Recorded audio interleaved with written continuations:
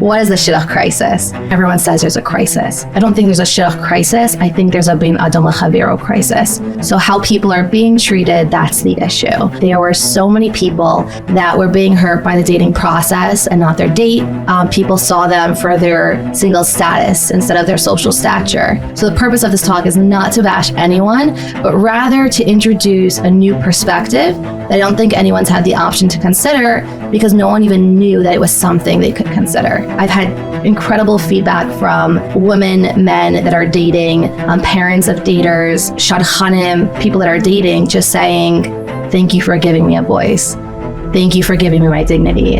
It's not being single that is the primary challenge, which can be very challenging, but it's how the community and the people react to those that are single. It's feeling that when people see me, it's all they bring up and want to talk about, and I want to be so much more than that. You'll be hearing that and a lot more on this weekend's episode of the Meaningful People podcast. Thank you so much for tuning in. Make sure, if you're watching this on YouTube right now, to leave a comment, subscribe, and like this video to be entered to win a new crew neck, new merch from Meaningful People, collabing with Tzipora Grodko from this episode. Beautiful, beautiful crew neck. It's on our website right now, meaningfulminute.org. Tailor-made, Hashem tailor-made your path, everyone's path. And now you can wear that on a sweatshirt. I want to give a big thank you to our friends at Collars & Co. for sponsoring this episode. Check out this shirt I am wearing right now. It is from collarsandco.com. Stiff collar, soft shirt. Stiff collar, soft shirt. And this is a polo shirt. This is a short sleeve shirt. It is summertime, boys. You want to be comfortable, but you want to look good. And that's why you need to shop at collarsandco.com. None of that floppy collar stuff. You got to look good all the time. Use promo code MEANINGFUL for 15% off of your order. And of course, our friends at Alpert and Associates. You want your finances to look good. You want life insurance. You want to make sure you are covered. That means you need to speak to Moshe Alpert. So give him a call right now. You get a free consultation. That's 718-644-1594. That's 718-644-1594. Give Moshe a call or email him at alpertmoshe@gmail.com. Again, you need life insurance. It is super important. We see it all too many times nowadays. You need life insurance. Take care of yourself and your family. Make sure to get that done today. And of course, it's not a Meaningful People podcast episode if we don't mention that this is sponsored by our friend Isaac Newman, Lezecher Nishmas, his mother, Ruchama, Perel, Malka, Leah, Aryeh, Leib.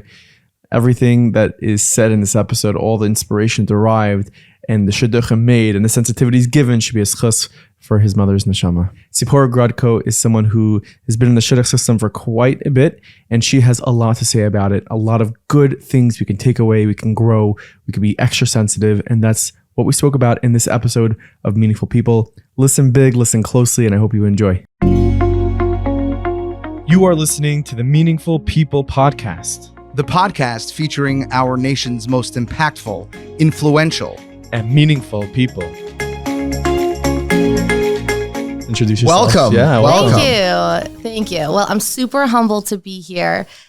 Super humbled that you're excited about our mission, that you want to participate in helping to change history. It's very, very exciting. And anyone that's listening, I invite you to suspend all judgment, knowing that right now you might be a part of something that's never been done before. Okay. Yeah. That's a really good elevator pitch. It's really exciting. I hope I got you. If I didn't get you, I don't know. This is bad news, but yeah, they're still listening. People are in right now, right? Like they're not turning off this episode. Nice. So yeah, give us, I guess, a brief background of who you are. Sure. So on February 4th, 1994, man changed, for history. It's the day I was born. Oh, wow. And I am from Monsey, New York. You know what the Lubavitcher Rebbe used to say? Yes, I do. It's the day that you were reminded the world couldn't continue to exist without you. There you go. Was the Rebbe or was Baal Shem Tov? Nachman, I think the OG. Oh. Was it? I believe we have so. three different. I've like Rashi, Taisus, and the Ran. Yeah, I've heard it quoted from the Lubavitcher Rebbe most often. Yeah. But then when I said the quote to someone, I've heard like multiple sources. Okay, beautiful. Just in this conversation, we have the Baal Shem Tov. We have Rabbi Nachman. I might go with Tzipora here on Rabbi Nachman. Yeah? I'm not 1,000% sure, but I think. Well, kudos to you for knowing what I meant, even though I quoted a different person. Oh, well, I guess. Thank you. Yeah. This is just the beginning. I hope I get a lot of kudos. This is where Nissan's supposed to be on this Googling. Like, Nissan, who said that line? I don't know. But 1994. Okay. Yes. Very nice. Yes. And you're given the name Tzipora and your last name is Grodko. Exactly. Did not choose it, but have chosen it till this day. Yeah. And I, when people ask me what I do, I honestly answer that I try to do better today than I did yesterday. How I make an income is another story. So my background's in psychotherapy. I worked in the field of addiction for a while and then transferred to a medical center, worked a lot as a teacher, combining psychology and Parsha and Judaic classes for a long time, then made a little bit of a switch. And now I manage a nonprofit called Aim Higher, while also doing transformative coaching and therapy on the side. Oh, Aim Higher, they do job placements. Yes. For people who are older that lost a job, maybe? People that are over the age of 40 that have been unemployed for at least 18 weeks or underemployed. Isn't that so cool? Started you guys during recently had an event. I also love the Yes. reframe. Over 40, not older. Yeah. Do you know what I mean? Absolutely. Yeah. Over 40. Yeah, we had an event last Thursday, thank God, our annual fundraiser. It went pretty well. That's really cool. Yeah. That's really awesome. But we're not here today to sort of discuss people getting jobs over 40 who've been laid off for 18 weeks, although that is a really cool topic. And we should probably do a podcast about that organization because that's pretty dope. You know, the fact that they go to bat for people who lost a job, it's sort of like, I don't want to say later in life because 40 is super young, right? My parents are like 70, so 40 is like... 40 is the new 20, that's what I heard. Mm-hmm. Yeah, it is super young. I'm going to keep my mouth shut because if I don't, I have so much to say and I know it's not the topic of conversation for today. So I'm just going to smile and nod very politely. But what we're here to talk about is sort of Shidduchim in general. Yes. You have a talk titled What Shadchanim Should Know. Yes. Which I listened to, and I think that the history that you speak about when you're sitting in that chair, I think is about changing or sort of educating the world. One thing that you said notably is that there is no such thing as a Shidduch crisis. Yes, absolutely. So things Shadchanim should know is a new revolutionary movement that I'm trying to create. It was endorsed by Leah, who's a notable Shadchan from Waterbury, Connecticut, who's endorsed by Rabbi Daniel Kalish. So I connected with Leah and I found that there were so many people that were so important to me that were being hurt by the dating process and not their date, that felt like their dignity was being taken away from them instead of feeling dignified by who they are and what they've done, and that people saw them for their single status instead of their social stature. And it was interesting to me to see that most of the pain that people spoke about at Shabbos tables, at birthday parties, you know, just about any time we worked together was about, oh, I have to tell you what happened to me, this experience with this shadchan or this experience with this person. And by no means is this to put down anyone that's making an effort to try to invest in helping someone, because that's an incredible way to spend your time. It's so, so difficult. And everyone's well-intended. So the purpose of this talk is not to bash anyone, but rather to introduce a new perspective that I don't think anyone's had the option to consider because no one even knew that it was something they could consider. And I reached out to Leah and I said, I feel like there's a voice that hasn't been heard and it needs to be heard. Would you support me in this? Because if I speak independently, everyone's going to say, well, she's sensitive, she's single, this is hogwash. But if you endorse me, then that gives me credibility. And it's a little sad that I need that credibility, but I also understand if you're going to move against the masses and challenge a system, you have to have people that are respectable that support what you're challenging. And then I reached out to Lisa Elephant, who's the founder of Adopt a Shadchan, which is the largest Jewish database in history. Yeah. And I asked her if she would support it. And she said, absolutely. I already spoke at their event. They did this global event in a bunch of different cities. And she said she would support it. So I decided to give this talk in Monsey because that's my hometown. And I asked my rabbi to endorse it. I think he was a little nervous. He said, can you send me the speech? I don't know what I'm endorsing. And you didn't get a Nasa Vanishma on that one. Exactly. And exactly. It was actually really funny because, well, it wasn't funny, but I knew it was going to be really powerful because the night it was scheduled to go, there was a broadcasted snowstorm. There hadn't been any snowstorms. And I'm like, this is going to be amazing. Because if, the Satan's doing whatever he can to push it off, I know I have to push harder. And it was interesting because the talk was really originally for shadchanim. And people were messaging me asking if they could come, single girls, single men were messaging Leora. And I said, sure, I don't know if you'll enjoy it. And the feedback has been resounding. So I've had incredible feedback from women, men that are dating, parents of daters, dads of daters, moms of daters, shadchanim, but like predominantly on my end, people that are dating just saying, thank you for giving me a voice. Thank you for giving me my dignity. Thank you for helping me realize that I don't have to take this brunt, but I can actually choose to think differently, to act differently. So I'll address your first question, which is like, what is the Shidduch crisis? So, and if you want to challenge me at all, bring it on. It's not a problem. I welcome whatever you have to say. And I appreciate everyone's opinion and thoughts. Yeah, this this first of all, this hasn't really been done on Meaningful People before. Usually we'll sit down with someone who's like in a certain field where they excel in, maybe they're heads of an organization or they have an experience. But here, this is a conversation that I myself and Momo feel that is very, very important. We're happy to magnify this conversation. And it could be we will disagree on certain things and we're going to have that conversation, but ultimately to, bring out clarity and hopefully bring out more sensitivity for the people listening. So hit it. Let's see what we got. Okay. So it's really interesting because when it comes to most areas of a person's life, let's say it's finance, a person can do whatever they can, but they always say, oh, but at the end of the day, it's the beginning, the middle, and between. It's in God's hands. When it comes to fertility, people can try to do whatever interventions that they can, but they say it's in God's hands.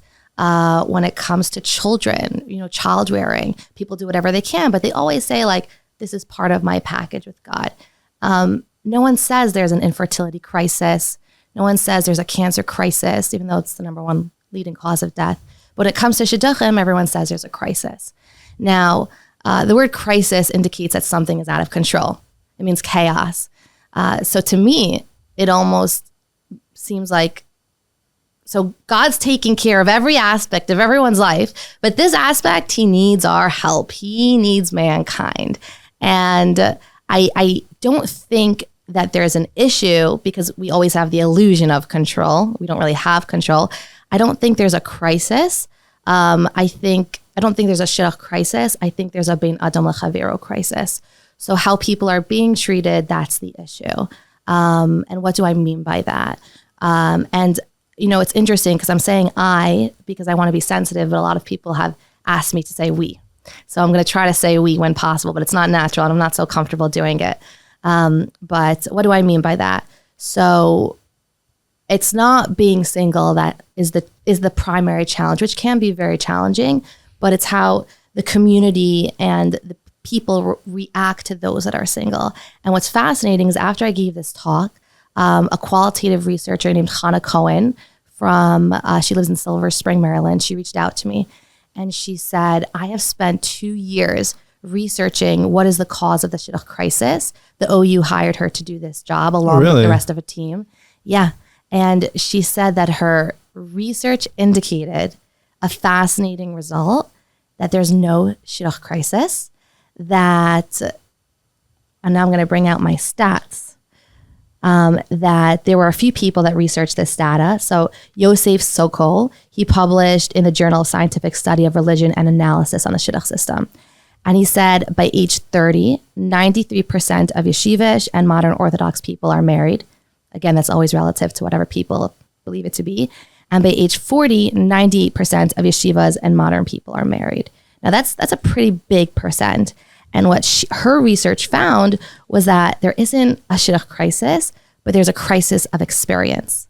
And that's something that Rabbi Goldberger of the Shidduch Center of Baltimore coined, that phrase.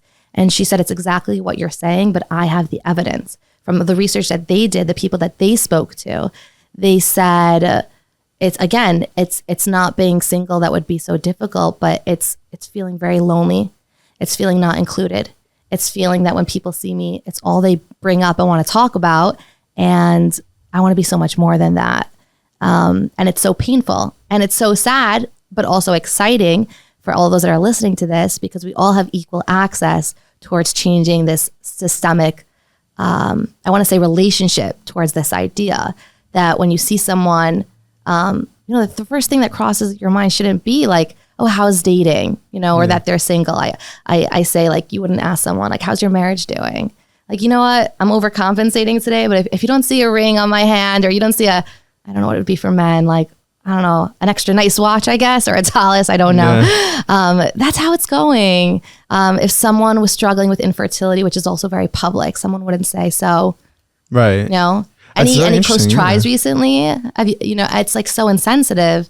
And it makes a person think that independent of my personality, my accomplishments, this is what you see.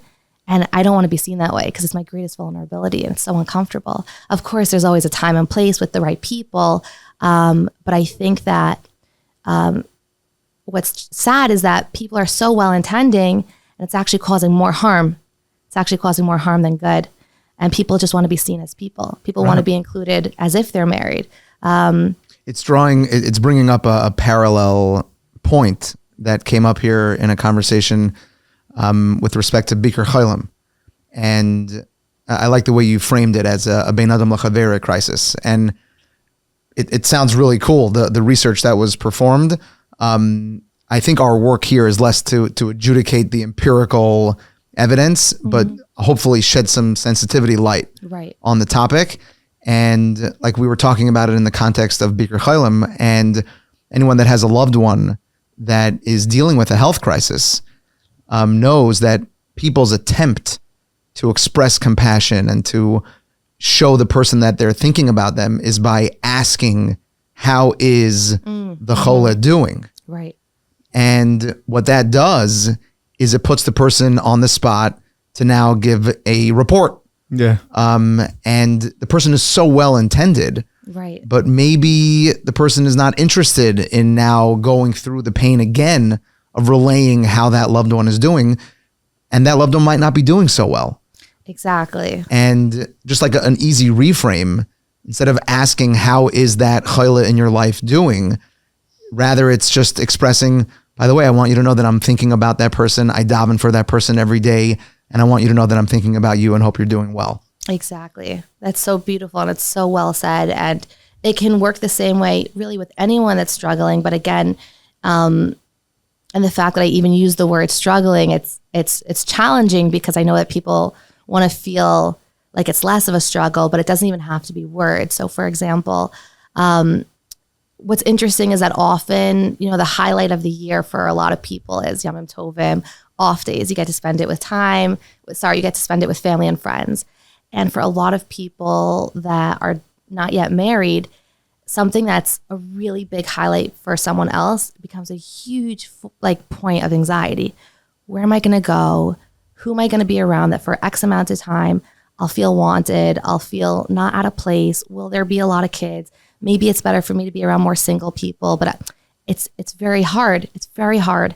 And I think that a lot of people who want to help, so well-intending, who send a text or say, how's it going? If they invite people for dinner, oh my goodness, that makes someone feel like a part of the community. That makes someone feel so thought of. If someone calls them up just to say hi, if somebody reaches out to invite them for Shabbos. After I gave this talk, actually, someone reached out to me, a parent who lives in Florida, and she thanked me for helping her understand what her kids need. And she said, if you're interested, I'd love to invite you for Shabbos, June 19th. I don't know if that's a weekend, or like June 28th. And I felt like it was so sincere because we know an open invitation feels very close. You're welcome anytime. Yeah, anytime. Anytime. Oh, what's your bid on that? You for sure have a bid on that, no? So it's not mine. It's Yosef Wertelski's. Yeah. Oh, Joe. From Camp Monk back in the day. Awesome. He would say, so we would end up, I grew up in Los Angeles. and I went to you're yeshiva. so much cooler now. You know that, right? You just like drop that. And, Nice. Yeah. But I was always on the East Coast for like camp and yeshiva. So I wasn't always able to go back home to California for an off Shabbos or something. So I would spend a lot of Shabbosim on the East Coast. And after a meal, we would say, thank you so much. And I would go to a lot of these meals with Yosef. And they would be like, oh, yeah, of course, anytime. Yosef's like, how about? And he would give the date. And they're like, no, for sure. Let's for sure be in touch. Let's circle back around. Yeah, it's like the nicest no. Let's for sure be in touch. Yeah, exactly. So, I mean, I know you said that you it doesn't come natural, but people want you to say we. Yeah. But there's one person sitting here and it's you and I. Right. I want to ask, a lot of things you're saying in your personal experience, the person, let's say, coming over at a simcha and saying, Amir Tzashem by you. And they are well-intending. People, they only want to do good. And I think a big purpose of this conversation is that for those people, and myself included, right? Because I have single friends and you could totally be doing something that really is insensitive while you're trying to be sensitive. Like who hasn't been in a shiva house and put their foot in their mouth? Totally. Right? It happens. Exactly. But in your experience, the Mertz Hashem by you, that stuff, like what's the, for you, what's that like? I'll tell you. Well, I've never felt better from my Emir Hashem by you. It's never made me feel better about myself or more excited. Personally, I'll put things in perspective. If someone was at a bris of a friend that has 4 kids and he's with his friend's wife, let's say, who has no kids, if multiple, because every person thinks they're the only one, right? But if multiple people there walks up to her and said, Emir Hashem by you, you kind of feel uncomfortable just hearing that, like, ooh, that's so painful. So it's become so socially acceptable. Well, why? Why has it become so socially acceptable? I think in general, not everyone is a social expert. So it's like when you say, how are you? Baruch Hashem, bye. No one's really planning on saying hello. They just want to be, they want to be polite. Yeah. They want to be cordial. They do want to, like you said, they do have good intentions. And they know like this is something you say and it could really be tradition. It could be just part of a tradition. And I don't know what it was like back then, but I know that when I spoke, and for me, I could say at my brother's wedding, and I spoke about this, people came up to me and I almost felt like out of maybe one of the reasons why it doesn't feel good is because sometimes for me, I'll speak for me right now, it feels like it's out of someone else's discomfort that I'm at this simcha and I'm not yet married. And to be a source of someone else's discomfort is really uncomfortable. I don't think I'm exaggerating. I think that's like typically what I'll feel. I know at my brother's wedding, and the person I did the launch with, she actually set up 2 of my younger brothers.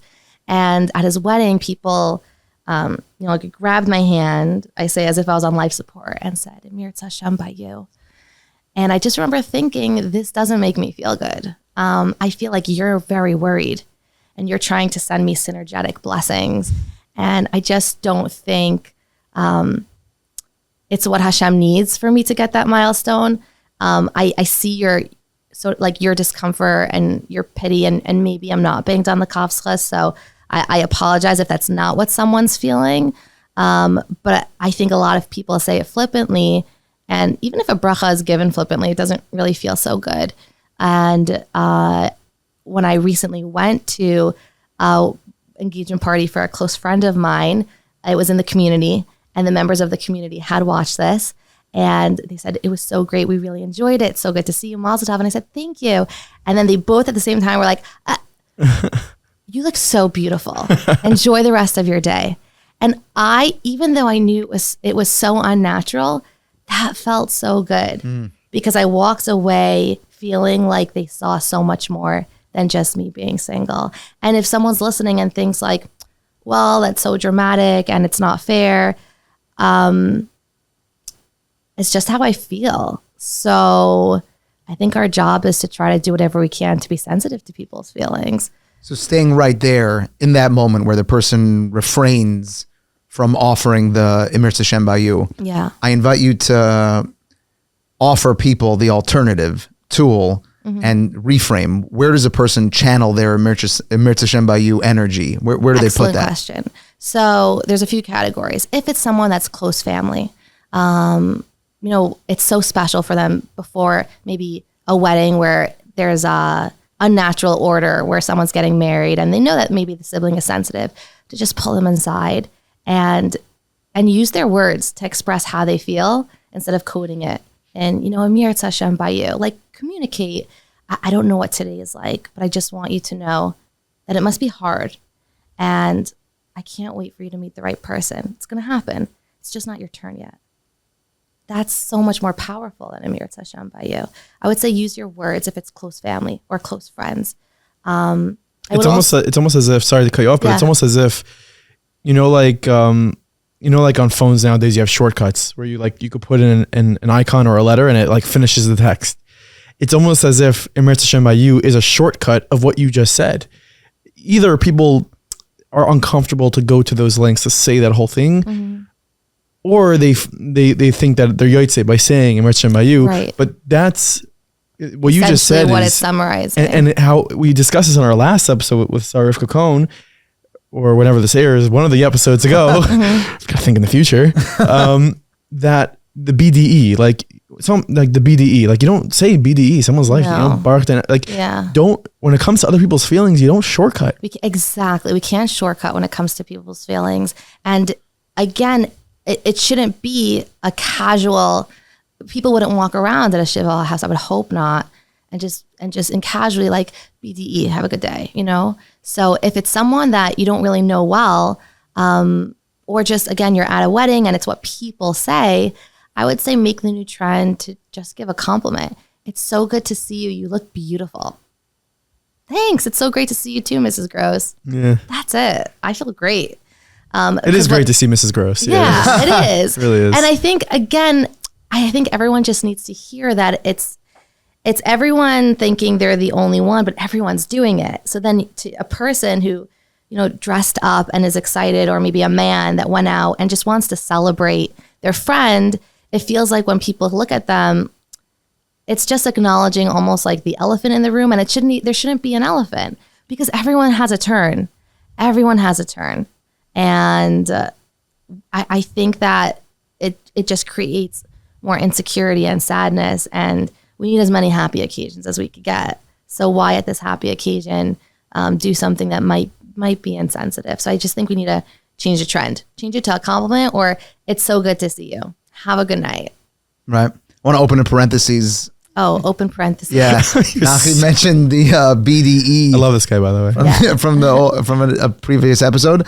I want to give a shout out to Ami Schwab. Ami. Who's my brother-in-law. God bless him and his family. He gave me some feedback on the BDE point. He's like, Meruba Mida Tova, and the power of a blessing is far greater. And we're so quick to abbreviate BH for Baruch Hashem. And he's like, if you're calling sensitivity to BDE, he's like, we should spell out Baruch Hashem also. Beautiful. So I thought that was awesome. I mean, thank you, Hashem. Really took that seriously. They might need to buy a new domain, TYH Nation. Like that's super abbreviated, but like that's a great point. Love that. Close parentheses. Parentheses have been closed. Yeah. We may digress. Yeah. But I do want to double click on, you offered two different tools. One is sort of the elongated version of Emir Hashem by you. By the way, elongated isn't a 3-page essay. People should have the time. Right. But articulating the actual sentiment as opposed to just encapsulating it in a phrase. Yes. And then the other one is just keeping it positive. Great to see you. You look amazing. Yeah, we don't have to, the phrase doesn't come with the tag of someone that's dating. Right. So I want to challenge you. You invited us to challenge you. Yeah, I'm so excited. On the first offer. Yeah. Right. To sort of speak it out. Doesn't that still hit on the same challenge where I'm articulating the problem and I'm almost elaborating on the problem as opposed to just encapsulating it?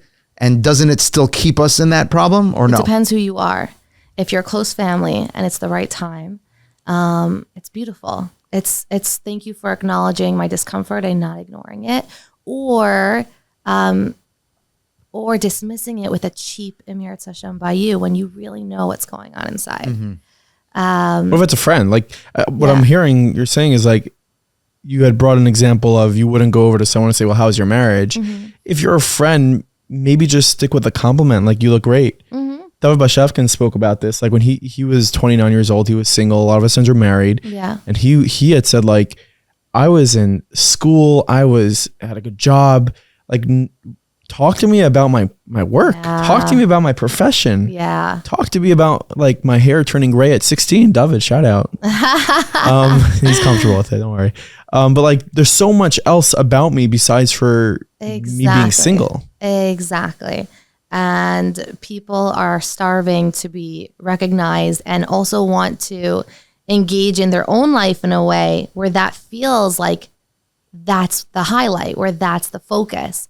And that's also something I primarily want to transition from, which is like, I just turned 29 this year. Happy birthday to me. Happy birthday. Happy Thank birthday. you. 1 year wiser and older, like wine, trying to get better with time. And I turned 29 in Antigua, Guatemala. It was really exciting. And I speak about this, that in the Jewish community, in the Orthodox community, when a girl ages, it's in dog years. So when I turned 29, I was very nervous. My friends knew. I said, it just feels like round to the nearest 10th, even though 8 was rounded to the nearest 10th, 29 felt 5 years older. And what's so crazy is that life is the most beautiful gift we have. And the time period that a person has when they're single and they're only focused on themselves, aside from their responsibilities, is so transformative. It's so valuable, but there tends to be a lot of shame because, well, in comparison to the community, this isn't where I should be. And I feel uncomfortable. And more often than not, I hear people saying like, oh, I'm not thinking about my age, or I don't want to talk about it. I'm feeling really nervous. And it's because of the fear of, oh no, now I feel like I'm farther back from my goal because of the way people respond or the way people treat them. And no one should have to travel to South America to age with grace. Especially not Antigua. Yeah. And I think again, it just has to do with, we all react based on our community, on the way we approach certain ideas. It doesn't matter what your age is. Like, Hashem has a plan.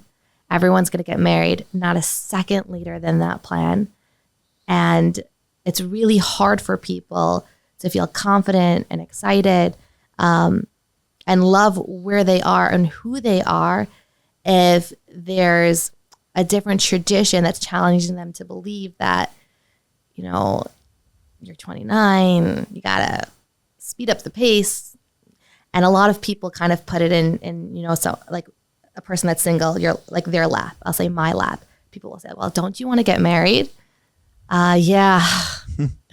So, just find someone, make it work. Cool. Thanks. Brilliant. Yeah. Is that a conversation that people actually say that? Yeah. Yes. People say that. I remember I was at a restaurant. I was with one of my sister-in-laws and she was with her friend. And her friend came up to me and she said, listen, just tell me the truth. What's wrong with you? And I said, excuse me? We're not really friends. At that time, I wasn't bold and brazen yet. So I was a little quieter. Started giving her a list of things that's actually wrong with you. And I said, I don't understand. And she said, well, it doesn't make sense that you're single. So just tell me what's wrong with you. And like, I'll keep it quiet, but it'll help me understand what to look for. And there are so many things that are wrong with that. But when did we ever think that we can make sense of anything? There's so much grief. There's so much tragedy and confusion. And I mean, Moshe Rabbeinu, the greatest leader of all time, said to God, like, why do you challenge? Why do you do good to why do you give bad to good people? This is like the oldest challenge in history. And for some reason, when it comes to this category of challenge, which outright in the Torah says is compared to Kriyas Yamsuf, a national a natural phenomenon that's not natural, that's never happened since then, we're told like, no, but this is actually, you're really in charge of this. Nothing has changed. We don't understand the way God does anything. And I think that people need to, I think the full-time job is to live and learn Emunah, and focus on this. And this is really to anyone in any area of their life where they feel like there's a challenge that they don't understand and don't get. It doesn't matter if, comparatively speaking, in your community, in your friend group, in your family, they seem to have it figured out. Life really never seemed to make sense. And it's actually really interesting because I know that the Torah is a blueprint for us to understand what's happened and to learn from it. And I reached out to my rabbi and I said, where in the Torah is there any concept of Shidduch crisis? Because it's all I've ever really heard about. And there's no concept of Shidduch crisis, as far as I know. That concept of crisis, of it's not working out, we can't find it, it's not around. And I want people to stop worrying. Of course, we need to do hishtadlus. I personally believe the best hishtadlus is to focus on your self-development and growth. I think if you're the healthiest version of yourself, then you just become a vessel of attracting the best version that's supposed to be compatible with that. But what greater investment can there be than to use your time to just be healthier and happier? The worry, the shame, it doesn't do anything. And it's so sad. The pressure often leads to decisions that should not have happened to begin with. The goal is for people to get married. And I don't know if people are thinking about how can the goal be for people to stay married. It's very scary, but it's very exciting because it's just about reconsidering a person's own hishtadlus. Something that I said to Shadchanim is, your opportunity is that when this person talks, you can listen, you can support. Hope is, if anyone's selling hope, I'll spend all my money on it. It's hard to come by, but everyone can give hope. Everyone can listen. And if you manage to get them married, you are a complete shaliach of Hashem. And something I also say is that people are quick to take credit, but not responsibility. But I think if everyone's able to hold on to this concept that there's no crisis, there's no worry, every single person is going to get married exactly when they need to, the same way every person's heart is beating. They wake up the next day. It's not like there's a glitch in the system where something's just stuck. But I think that people naturally do think that if that's what other people are telling them. And it's natural, it's fear. Can you elaborate on what you mean, the distinction between taking credit versus responsibility? Absolutely. The difference between taking credit and taking responsibility. It's very exciting for people to think that they're about to make a huge difference. And people are very eager to take credit often when something works out very well. And often the process, so the shidduch process itself is very sensitive. There's people's feelings on the line. There's nothing more vulnerable than someone's feeling. And it's not just their feelings, but it's their greatest vulnerability. It's something they want more than anything in the world. And, imagine you had a nail in your foot and it was really uncomfortable. And someone said, I think I'll finally be able to take it out. And your whole life will feel completely different because you won't have to function with this discomfort or learn how to walk in a way where it doesn't hurt you. And I don't think that someone proposing an ideal realizes that when they reach out to someone or quickly send a picture or quickly send a message, without first taking a minute to see, is this actually a good idea? The other person on the other end, it's either going to bring them up or really bring them down. And if something doesn't work out, I've had this happen to me. I've had a very bad experience with a person. It was completely not was described to me. And someone said, well, I told you, you have to do your own research. I don't really know anything about them.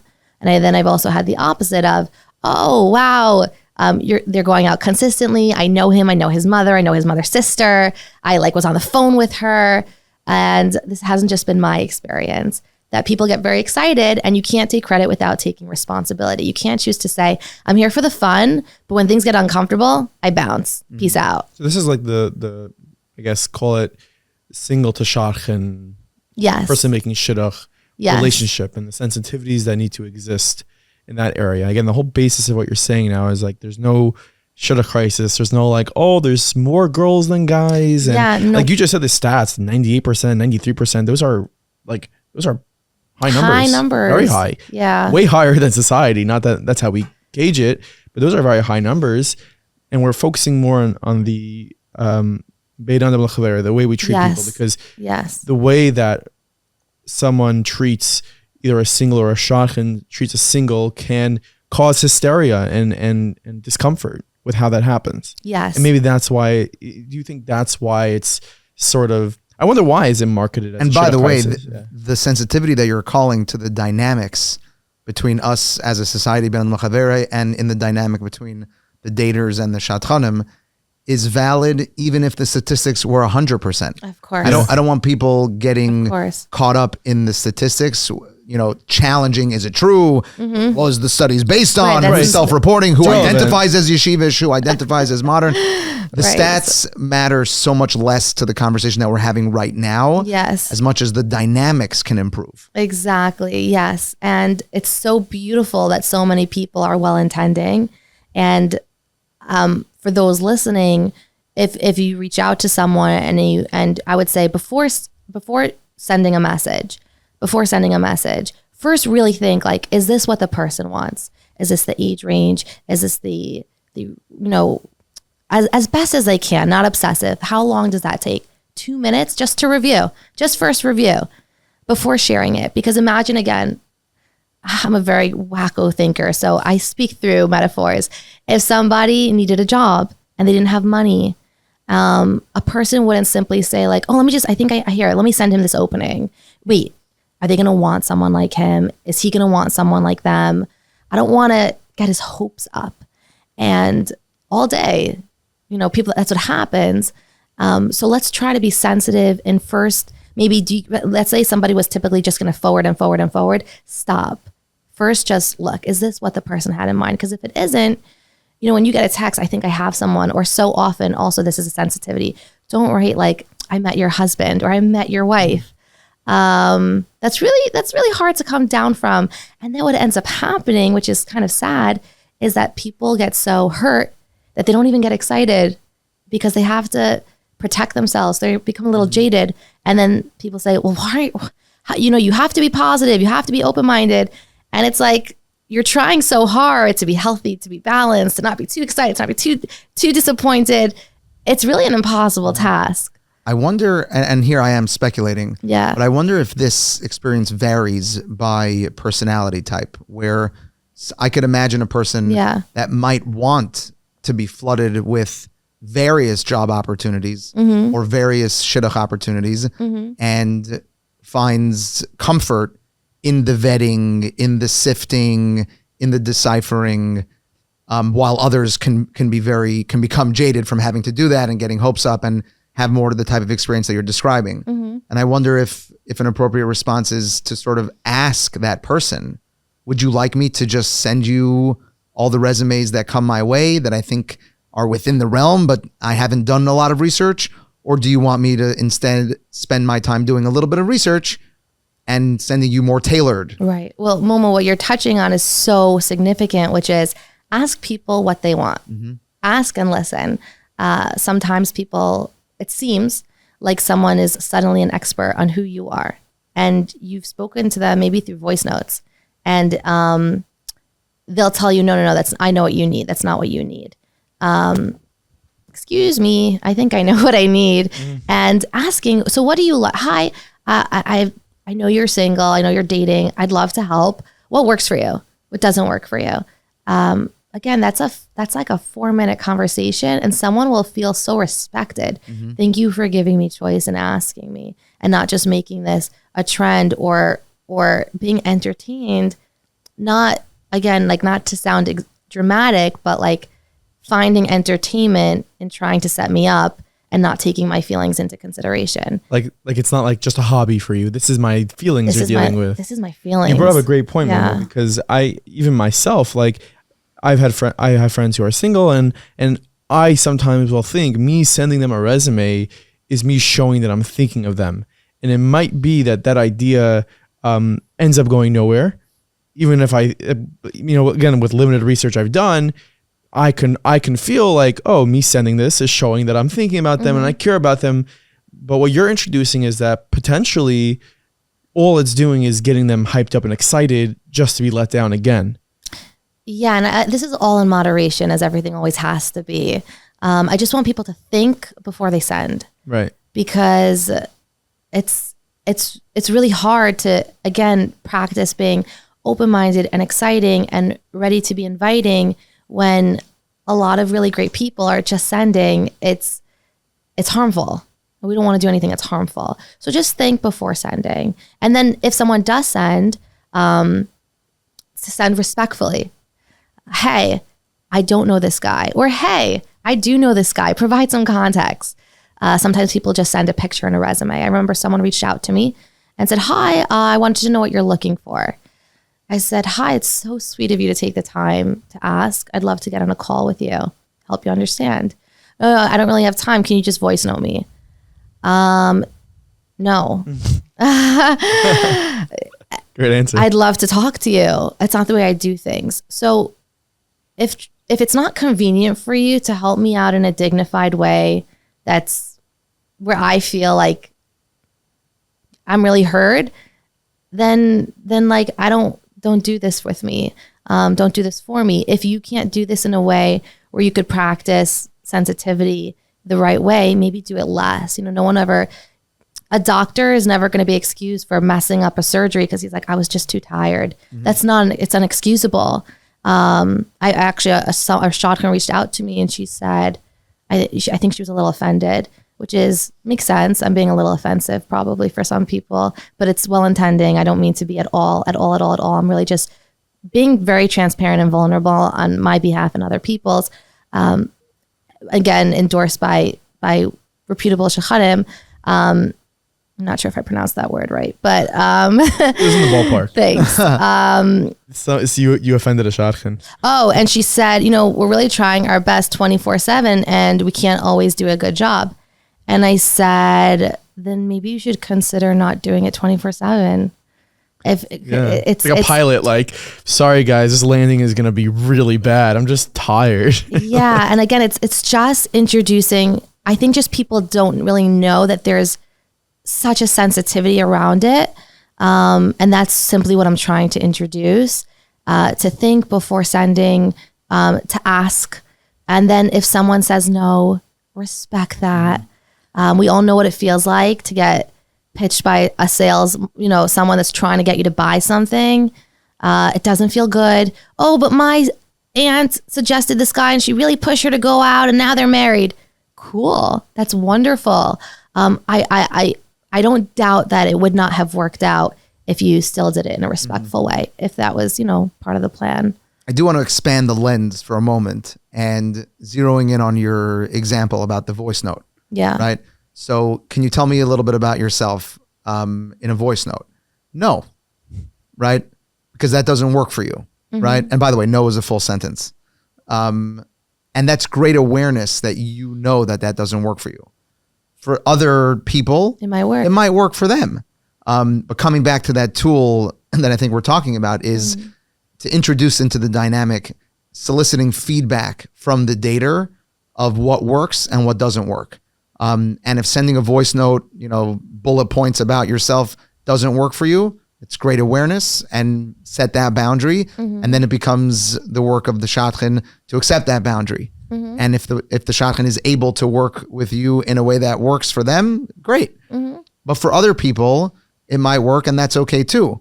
But it's just like shifting the dynamic. There's no right way to go about this process in terms of the dynamic. Yeah. But it's the dynamics need to shift. Yeah, right? and that's the progress. And I encourage everyone to ask themselves, what does work for me? Because some of the feedback I received was that people didn't even know that was an option to say, oh, like, that doesn't work for me, or I don't want to do that, or I don't want to say that, or I didn't even know I could express my needs because they're so concerned that if they disappoint the person that's trying to help them, that they'll be blacklisted.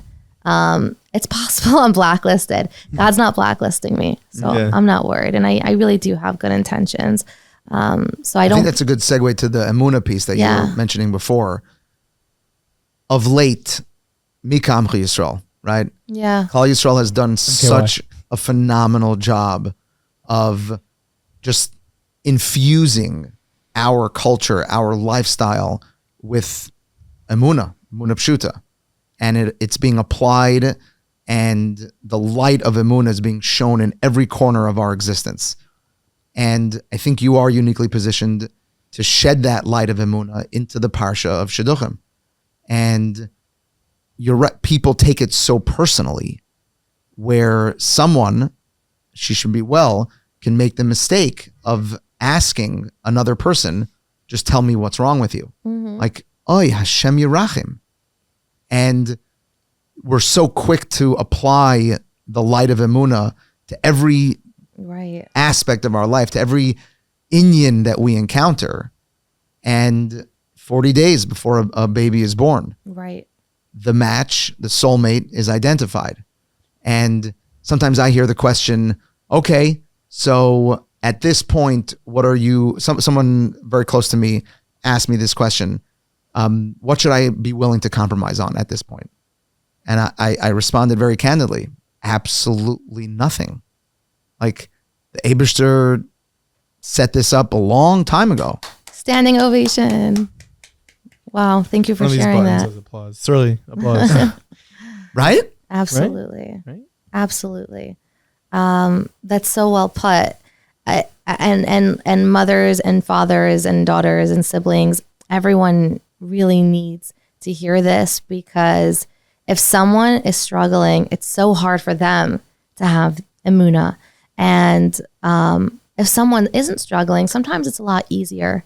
And everything I'm saying, it's not natural for me. It's not easy. I'm not emunah bulletproof. Sometimes I tell my friends, I say, was I like a really bad person in another life? Because things are just so difficult sometimes. And it's confusing. But emunah is a full-time job. It can't be a subject once a week. It has to be every day. I personally just finished Kol V'Salavavos. It was incredible. It was life-altering. It has to be a full-time job, and it doesn't stop in this category. I think everyone respectfully needs to be reminded that everything is going according to plan. I was just a shomer for a friend of mine. She got married at 39. Her husband was 38. And at her wedding, one of her family members, who's so sweet, said, "Ay, like, what are we going to do, Tzipora? Like, who do we know for you? What are we going to do?" And it came from a really good place. Again, didn't make me feel great, but I know it came from a good place. And I'm so grateful, because this would not have been my instinct in the past. But my instinct was to say, "Oh, you don't have to worry." And she said, "Why, are you dating someone?" And I said, "No, everything's going according to plan. Everything's going according to plan. I cannot interfere with God's plan." And the Brisker Rav says that when it's the right time, not even the Great Wall of a stone can interfere with someone finding their basher. We're all trying our best. And when things that Brisker Rav comes with a story. Oh, bring it on. Yes, please. Open the parentheses. I think, open parentheses. I think, the fact checkers will find out if it's historically accurate, but I've heard in the walls of the Beis Medrash in Yeshiva that there was a wedding that the Brisker Rav was officiating, and he was being Mesader Kedushin, and the chassan was attempting to put the ring on his bride's finger, and he dropped the ring, like on the way to the finger. So it was like a little commotion. And then he picks up the ring and he attempted a second time and again dropped the ring. So now it got weird, right? And like they asked the Brisker Rav, like, should we proceed? Like, maybe it's not bashert. He's like, of course, it just has to be in the right time. And it wasn't the right time yet. And the third time it went on. Wow. That's special. It's really special. And imagine how people would feel if they woke up and the same way they take vitamins, this is what they felt to their core, that, again, in any challenge of someone's life, I'm exactly where I need to be. God's not on a lunch break. He's not grabbing a coffee. He's tailor making my life. This is the best life for me. And I want to live my best life. So if I can remember that and hold on to it, doesn't mean it stops being hard. Dr. David Lieberman says you can have, bitachon coexist with sadness, with despair, with anger. The theme isn't to tell people be positive, because that's dismissive, and the goal is to be healthy. So yeah, it's really tough. I don't understand it. Today was a doozy. Today was really hard. God, I need some extra fuel. It's really hard. It's really hard for me today. I'm going to call someone. I'm still going to practice having bechira, because it's interesting when we're struggling, we let go of it because we think we're servicing ourselves, but it's only harmful.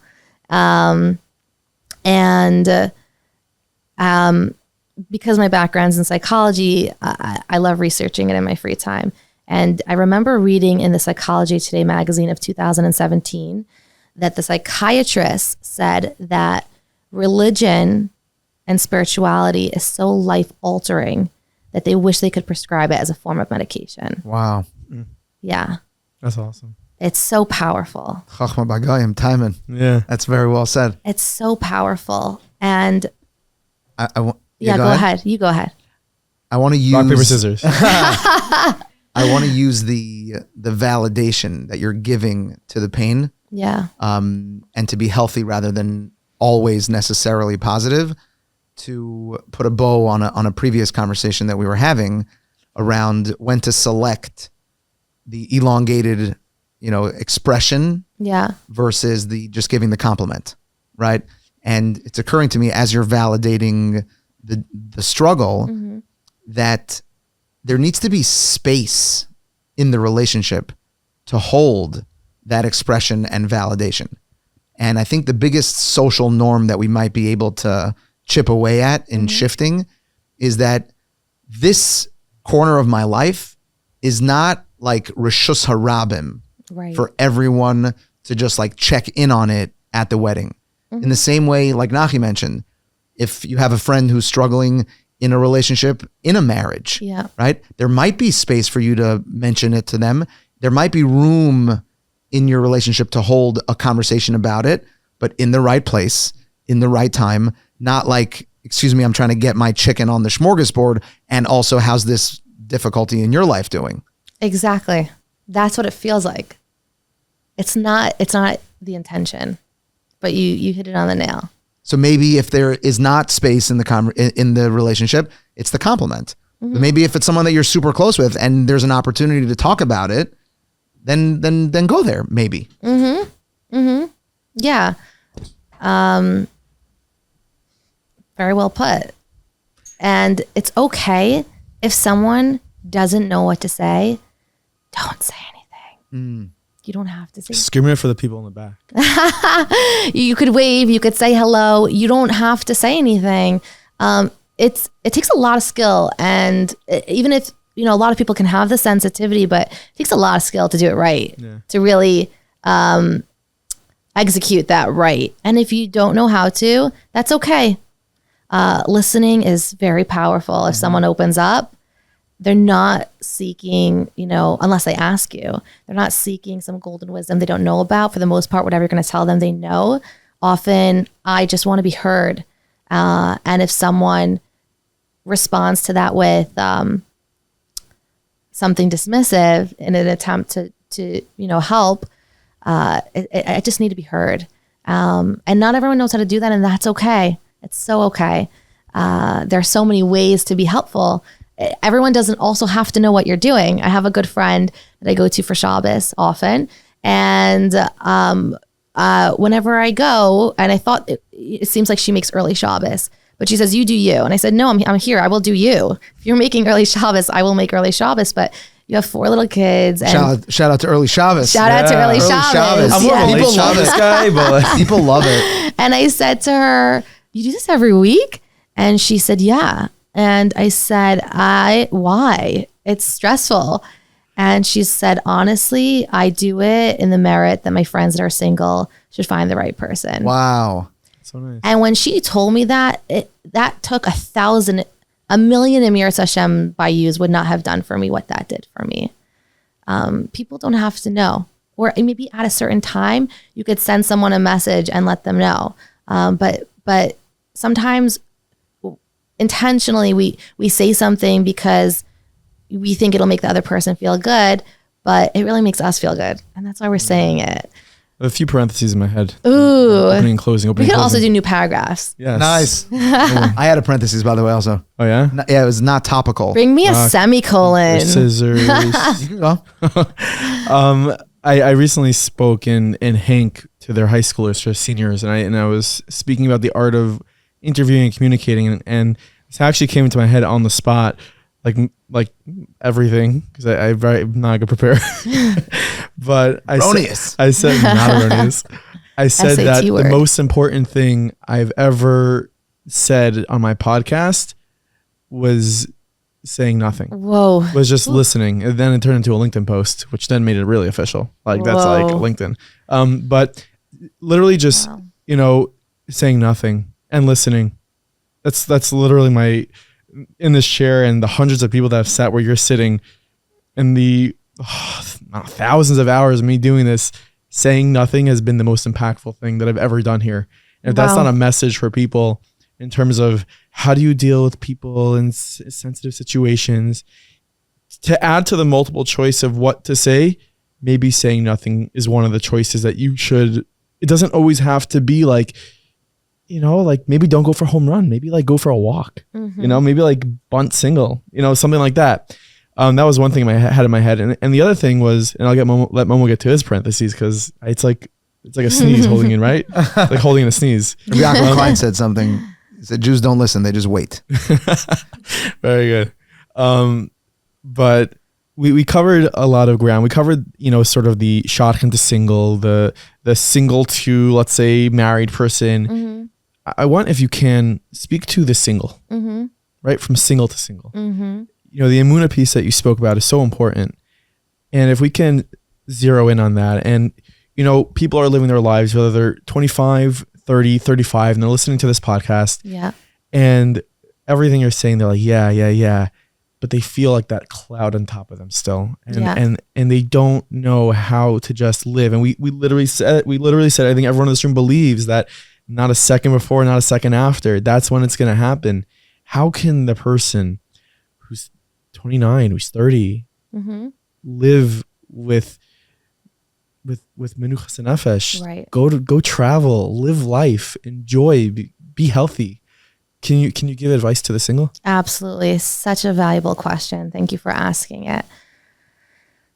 So first, I want to say any belief that we have that's become a foundation for how we think, if it's not servicing us, we have to dismantle it.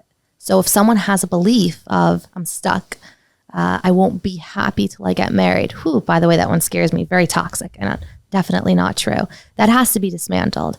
So the first thing I would say is, although it would be super easy to purchase a concept in the store, it doesn't really work that way. Go to therapy. If a person's not feeling happy, the same way someone that's super focused on their physique will have a nutritionist, will have a gym, there's consistency. Their health, there's consistency. With work, there's consistency. If a person's not feeling happy, you can buy the safer. It'll make you feel like you're moving forward. I don't know if it will bring you as forward as you need to go. I would say speak to the right person that can help you identify what's going on internally. Because only once a person does that internal work can they now build up from that. Otherwise, they're building on quicksand and it's fleeting. So I can say, identify the things that make you happy. I know for myself, it's travel, it's purpose, and it's connection. So if someone does those three things, but there's a deep-rooted sadness because if there's a belief system they have, then none of this is going to work. There's been times where I've been in Sri Lanka. I thought it would make me happy, and I cried. And I thought, wow, I must be in a bad place if I'm crying here. There's work I need to do. And that's okay. There's no fear in that. There's no loss in that. There's no shame. We've only been here once. Everyone's trying their best to live a life that they've never lived before, Gilgal stuff aside. So there's no shame in that. And you would seek a professional in any area that you need guidance. So I would say seek a therapist. After doing that work or while doing that work, absolutely get an emunah partner. it's so important to advance your relationship with Hashem. I have not always been besties with God, and sometimes we have silent treatments. But I can tell you that when we had nothing, a person who doesn't believe that Hashem is helping them, that Hashem is guiding them, that Hashem is their dad, is taking care of them every day, all day, is going to be very bitter. And bitter is like cancer. It's just toxic. It just eats away at a person. So I would say there's the mental help, there's the spiritual help, and then there's the extracurricular developmental, you can say. So what makes you happy? I also would say, my turn, open parentheses. Super important to focus on health. Exercise. I believe that if someone can have a consistent and disciplined exercise routine or regime, be fancy, I think you could do anything in the world. Science shows that exercise can be more powerful than antidepressants, and it requires so much discipline. And the discipline you exercise in your fitness, it overlaps in your thought process and the way you choose to think. I would say, so you have your physical work, your emotional work, your spiritual work, and this is for all categories of life. Fitness. My friends know if I just, I love boxing. That's my thing that I love to do. So if I call them and I'm on literally or figuratively? Literally. Muhammad Ali. Nice. Yeah. If I call them and I just finished a class, they know. They're like, did you just come from a class? And I'm like, that's amazing. There's euphoric endorphins that are natural. Oh yeah, it's amazing. And there's the physiological experience, but there's also the discipline that it requires. I really think that a person can do anything. So it changes a person's whole life. And then, parentheses closed, figure out what makes you happy. A lot of people think that once they have, more money, more children, a bigger house, go away for Pesach, that will make them happy. Figure out what will make you happy, that you have equal access to, or that you can incorporate in your life. So for me, I know it's travel. It's making a bucket list and getting the satisfaction of crossing things off, of doing things I've never done before, of working on personal goals like this, purpose. So again, to review, it's there's a lot to do. Like if someone's feeling stuck, yeah, I'm gonna let you review because like everyone take your notebooks. There's a lot to write down. But like if someone's feeling stuck, it's not like there's a lot you can try. Also, when people say, what do you do? Sometimes I feel like saying, well, my full-time job is to focus on my self-development and growth. But part-time, I adapt to society. I have a job. But what's incredible is that for those listening that are not yet married, you have so much opportunity. You have so much time. You don't have the distraction that other people have that are going to be learning all this along the way, whether that's through a lot of error, whether that's through a really big low where they're forced to just go up. This is work that everyone has to do. Yeah. But when you have less fulfillment and less connection, there's more despair. There's more loneliness. And so it's work that, is more obviously needed because there's less distraction. Mentioned an Emunah partner. Yes. Can you tell us a little bit about what that relationship is like? Sure, absolutely. So I personally love learning Sfarim because I feel like it's not someone's opinion. It's someone's opinion, but it's not just like hashkafa, I guess I should say. It's hard for me to open up a sefer that says there was an older single age 23, and I want to throw it out. It's hard for me. I'm human, so my humility goes out the window, and I feel like I can't read anything else. So I have a sefer. I asked my rabbi what he recommends I read, and I knew that if I do it myself, I won't be as accountable. So I reached out to a friend, and I said, can we learn this together? And she said, absolutely. And this is literally what we do. Every morning, I send her a 3 to 7 minute voice note on what I read. I first read it myself, and then I voice note it to her, and she sends me her feedback. Simply because she lives in a different city, she has a different schedule. Sometimes people think, okay, so I need to have 45 minutes uninterrupted, a candle lit, full stomach. It's never going to happen, man. It's never going to happen. And I was skeptical, but I remember saying, even if this doesn't speak to me because it's Lashon HaKodesh, it has to affect my life. And it's been life-changing. And we finished the Sefer, and I'm so excited to make my Siyum. I have 6 brothers, so I'm like, I'm finally making a Siyum, guys. It feels amazing. And Wait till the 9 days, though. and now I'm learning. We're about to start a new Sefer, and I think you can never have your PhD in bitachon. It's constantly challenged, but it's so important. A partner always makes everything accountable. A person can have a personal goal. Maybe when if we finish the first chapter with a week of consistency, we're going on an overpriced dinner that we typically wouldn't do. If you need incentive, make them. But once you do it consistently, the incentive becomes the Torah, because it just feels so good. You don't need anything else, but because of free will, things are supposed to be challenging initially.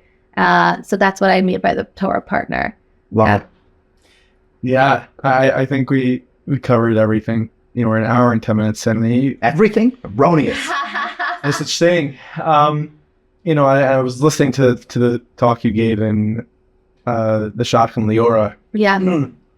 She said she could listen to you speak for hours, and I think you could really talk about this topic for hours, and I think it's worthwhile for people listening to bring you to their communities to speak maybe to shakhan, to singles. Listening to this podcast is a good start, but I would challenge that by agreeing with it, but expanding the lens. The type of... It's always so big a lens you can get. Like, how big do you want it? No, but this rubric as applied to single life, I have a secret for all of the married people. It applies precisely the same. Yeah. And working in all those realms of physical health and spiritual health, and finding out what makes you tick and how you're going to be happy, that work doesn't stop once your bashert is identified. Of course. Marriage is in a hospital. You do the legwork when you're single. That's probably the greatest thing you could ever do. 100% agree. And if anyone's feeling intimidated, we'll put this in perspective. Let's say therapy is once a week for 45 minutes, right? Let's say the gym is, if someone doesn't go to the gym or just work out, that could be anywhere from 10 to an hour, 60 minutes a day. Figure out what you love and fill it up your free time with it. I mean, I don't really know I have to incentivize anyone to want to do that, but everyone's got time for that. This doesn't take a lot of time. It just takes consistent time and work. And I'm grateful that you shared that. I actually had a rabbi reach out to me recently, a few people, and he said, I just want to sensitize the community. So come speak, because I don't think anyone knows how hard it can be and how they can help, which is so exciting because this is all preventative. So reputable. There we go. So that's why when I sat down, That's a theme. Exactly. You got to spice things up, make sure people are listening. But I want it to be revolutionary because I want to change the theme. I know people would be so much happier, healthier, and that's what we want. And in everyone's intention to set people up, that's what everyone wants to do. So let's just do it better. And again, what's exciting is that I didn't even talk about this, and I'll close my mouth, but there's so much to say. Well, but people think like, what's a successful shidduch? A successful shidduch means they got married. It's not true. A successful shidduch means both people had a positive experience. Everyone can do that. Everyone can do that. That's really exciting. You can be that person. Meaningful Minutes always posting beautiful clips on sensitivity, on making someone's day. You have the front row seat. Someone's calling you up. They're vulnerable. They're opening up to you. It's so easy to just say, you're such a beautiful person. It's so nice to meet you. That's it. Yeah. It's so easy. That's a successful shidduch in my books. That's really nice. And how can people get in touch with you? So I actually hate Instagram, but I am just made one because people have been really special and sending me letters in the mail because there's no way to get through to me. And I want to be accessible if people want coaching, if people want me to speak, if people want to just ask questions, so they can get through to me through Instagram. What's your handle? It's going to be Tzipora Grodko, I guess. Okay. Yeah. We'll link it in the description of the show. Yeah, sure. Something you mentioned, and I'll end with this. Something you mentioned, and what we're working here at Meaningful Minute on creating our merch line. Different things. You got to big Be Kind movement, and Beautiful. based off a lot of episodes we have, there are guests just like you that drop so many gems and so much wisdom. Something that you said that sticks with me: reputable. Yeah, some reputable mark. Is tailor-made. Your mission is tailor-made. Your path is tailor-made. Yeah. And I think that that sweatshirt's gonna be tailor-made. So make sure to buy it now. Very custom merch. Yeah, it's tailor-made. Hey, Nachi here real quick. Yeah, that we weren't joking about that merch. Tailor-made. The new line from Meaningful Minute and Meaningful People is out right now.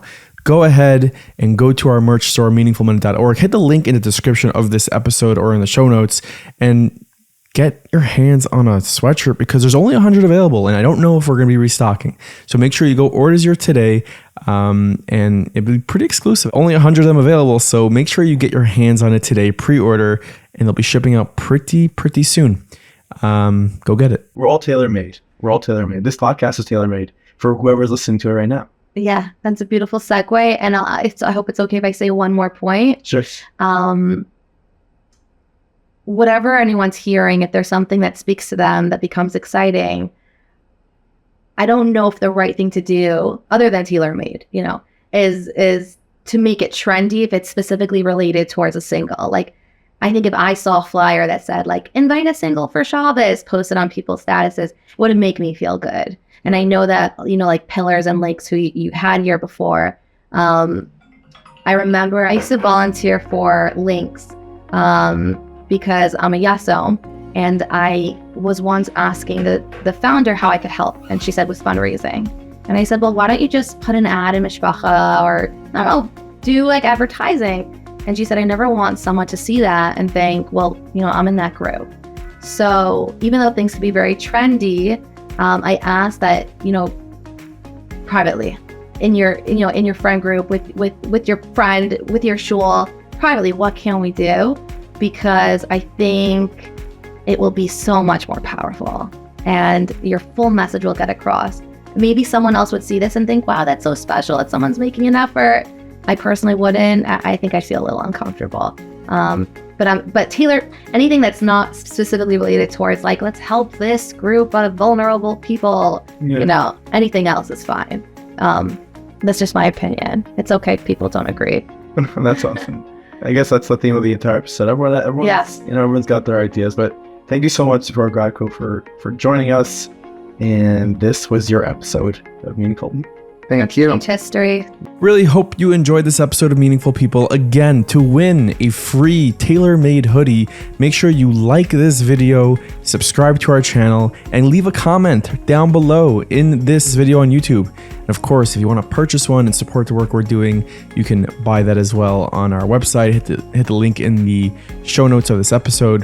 Tzipora Grodko, really, thank you for coming on here and bearing your soul and being real and honest and raw.